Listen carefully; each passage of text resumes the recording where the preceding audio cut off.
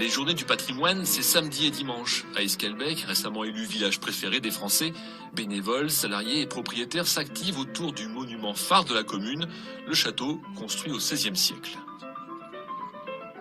Vous nous dites quand c'est bon? Ultime ajustement avant l'exposition. Ok, tu peux aller plus sur ta droite, plus centrale.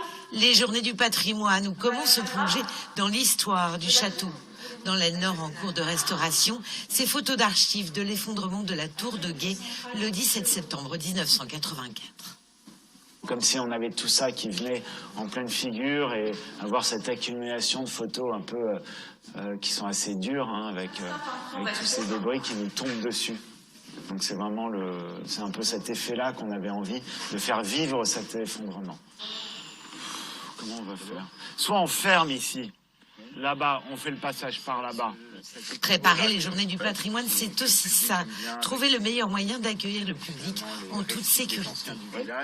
Xavier va venir pour faire des démonstrations pendant les journées du patrimoine sur la valorisation du bois et plus précisément comment valoriser les bois qu'on a enlevés de notre chantier de curage de douve où on a dû éliminer pas mal d'arbres et on va venir scier ces arbres. Et puis la mauvaise surprise, cet arbre qui vient de s'écrouler, il a fallu déblayer et abandonner quelque temps les préparatifs. De l'autre côté du parc, imperturbable, Aline et son mari taillent les arbres fruitiers. On est venu au printemps dernier.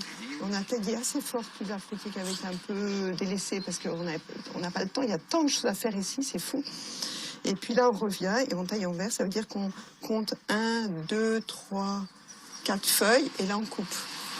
C'est vraiment quelque chose qui représente vraiment un patrimoine fruitier. C'est pas un patrimoine seulement architectural, mais fruitier. Il y a beaucoup de fruits, mais on peine à les ramasser au fur et à mesure. Les gens sont assez attentifs à l'entretien des fruitiers qui sont palissés, mais aussi dans le jardin. Ils nous encouragent ou commentent. Il y en a beaucoup qui reviennent aussi dans la saison ou dans les années passées. Ils nous disent si on a fait des progrès ou pas. Des visiteurs attendus nombreux dans ce joyau de la Renaissance flamande qui lèvera le voile sur sa restauration et tous ceux qui y contribuent. Avec des arbres en taupière et des rosiers.